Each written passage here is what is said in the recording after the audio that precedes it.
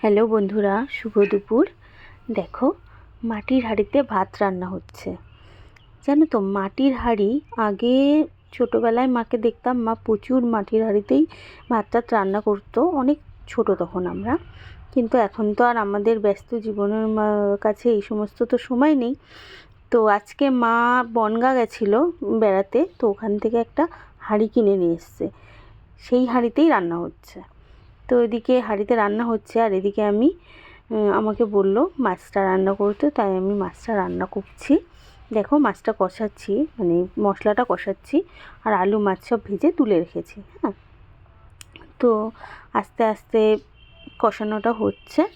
কষতে কষতে অনেকক্ষণ ধরে কষলে না তরকারির খুব ভালো স্বাদ হয়, জানো তো।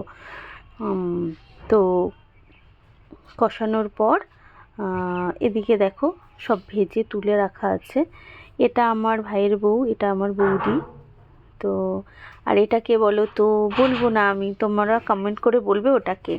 আর এই যে অ্যাকোরিয়াম যে পরিষ্কার করছে, এটা আমার ভাই। আজকে তো সানডে, ওর ছুটি, তো ওর মাছ মানে পোষে, ভীষণ নেশা। তো আজকে মাছের ওই জলটা পরিষ্কার করছে, অন্যদিন তো সময় পায় না, তাই।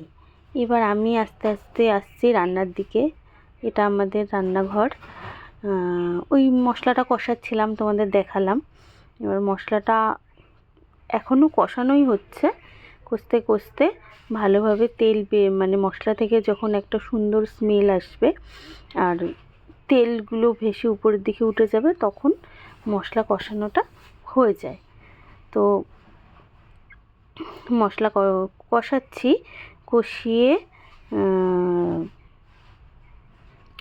আর জানো তো, যত মানে আঁচ কমে, গ্যাসের আঁচ কমিয়ে আস্তে আস্তে যদি মশলাটাকে কষানো হয় না, তো ওটা খুব ভালোভাবে কষে। প্রায় কষানো হয়ে এসছে, কারণ তেলটা দেখো উপর দিকে চলে আসছে। এবার আমি আস্তে আস্তে আলু দিয়ে দিলাম, আলু দিয়ে দিচ্ছি। আলুটা দিয়েও আবার ভালোভাবে কষাবো। কষিয়ে এদিকে আমাদের ইলেকট্রিক কেটেল আছে, ওখানে জলটা গরম করে নিয়ে মাছে জল দিয়ে দিলাম। দিয়ে এবার ঝোল ফুটছে খুব ভালোভাবে। ঝোল ফুটছে, ফুটতে ফুটতে আমি মাছ তোমাদের একটু তুলে দেখাচ্ছি। আলু আর বড়ি, এই বড়িটা আমি পরশুদিন দিয়েছি, মানে শুক্রবারে। আমি দিইনি, মানে আমার মাসি দিয়ে দিয়েছে। তো আমি একা ওইসব পারি না করতে।